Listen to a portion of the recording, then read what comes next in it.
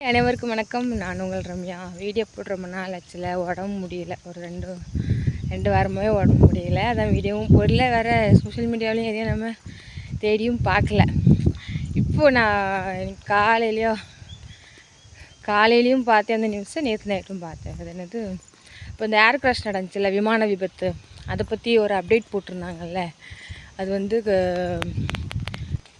என்ன சொல்லியிருந்தாங்க அதில், அதாவது பைலட்ஸ் வந்து அந்த ஃபியூல் போகிற அந்த ஸ்விட்சை வந்து ஆஃப் பண்ணதுனால தான் விபத்து நடந்துச்சு.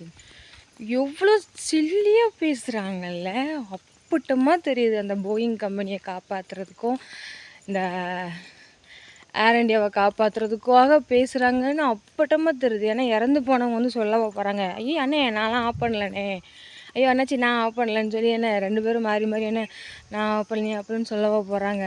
என்ன சாட்சி சொல்ல யார் இருக்கா, செத்தவனவன் சாட்சி சொல்ல போகிறான் அப்படிங்கிற கதையாட்டம் இது இருக்குது.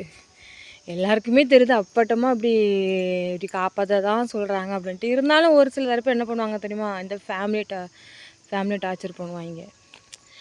எந்த குடும்பம் எங்கே போனாலும் அவங்களுக்கு கஷ்டமாக தான் இருக்கும். அந்த இறந்து போனவங்களை பற்றி தப்பாக பேசுவாங்க. அவங்களால தான் இத்தனை பேர் செத்துட்டாங்கங்கிற மாதிரி. இந்த நியூஸை கேட்ட உடனே அவங்க ஃபேமிலியில் உள்ளவங்க எவ்வளோ அஃபெக்ட் ஆகிருப்பாங்க கொஞ்சம் யோசிச்சு பாருங்களேன். கொஞ்சம் கூட கூச்சு நாச்சமே இல்லாமல், நாக்கில் நரம்பு இல்லாமல் இப்படி பேசுகிறாங்க பாருங்களேன். ரொம்ப கஷ்டமாக இருக்குது. இதெல்லாம் ரொம்பவே தப்பு. அப்பட்டமாக தெரியுது இவங்க முடிவு பண்ணிட்டானுங்க அப்படின்ட்டு தெரிஞ்சு போச்சு. இனி என்ன சொன்னாலும் எதுவும் மாறப்போகிறது இல்லை. நம்ம மக்கள் முடிஞ்சளவுக்கு விழிப்பாக இருந்தால் ஓகே, நல்லது. அப்படி இல்லைன்னா தான் இதை வச்சே ஒரு அரசியல் பண்ணி என்ன வேணாலும் பண்ணாலும் பண்ணுவாங்க. எதையுமே நம்ம கணக்கில் எடுத்துக்க முடியாது, யாரையுமே நம்ப முடியாது.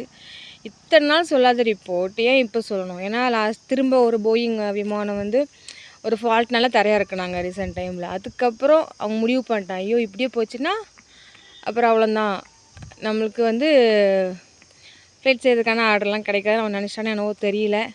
நல்லா தெரியுது, உள்குத்து வேலை நல்லா தெரியுது. சரி, ஆனால் எவ்வளோ மட்டமாக கேவலமாக இருக்கிறாங்கல்ல. ஆனால் கஷ்டமாக இருக்குது. இறந்து போனவங்க மேலே இப்படிலாம் பழி போடக்கூடாது. இப்போது எங்கள் லைஃப்லேயுமே எடுத்துக்கோங்க. எங்கள் ரிலேட்டிவில் ஒருத்தவங்க இறந்துட்டாங்க. அவங்க ஆக்சுவலி வெளியே கடனே வைக்க மாட்டாங்க கடையில். ஆனால் அவங்க இறந்ததுக்கப்புறம் பார்த்திங்கன்னா ஒரு பாட்டி வராங்க, இவ்வளோ சிகரெட்டு வாங்கியிருந்தாங்க, இவ்வளோ ரூபா ஆச்சுன்னு சொல்லி ஒரு அமௌண்ட்டு சொல்லி வாங்கிட்டு போயிட்டாங்க. நம்ம என்ன இல்லை எங்கள் வீட்டில் அவங்க கடனே வைக்க மாட்டாங்க அப்படின்னு சொல்ல முடியுமா சொல்லுங்கள். மதியம் அவங்க இல்லை அவங்க தந்தாங்க அப்படின்னு சொல்லிட்டு திரும்ப பேசுகிறாங்க. தேவையில்லாத ஆர்கியூமெண்ட் தானே. அதனால் இவங்களும் கேட்குற காசை கொடுத்து விட்டாங்க. ஏன்னா செத்தவங்க வந்து இப்போ சொல்ல போகிறது இல்லையே, இல்லை நான் வாங்கலை, நான் கடன்லாம் வைக்கலைன்னு சொல்ல போகிறது இல்லையே. அதே மாதிரி தான் இந்த கதையும். சாதாரண மனுஷங்களே எப்படி இருக்காங்கன்னா, அவங்களாம் எப்பேற்பட்ட கேடி கில்லாடிங்களாக இருப்பாங்க. அப்போ அவங்க பெரிய ரகமாக தான் யோசிப்பாங்க. மக்கள் நம்ம தான் கொஞ்சம் உஷாராக இருந்துக்கணும். சரியா? ஓகே, பஸ்ஸுக்கு லேட் ஆகிட்டு. தேங்க்யூ.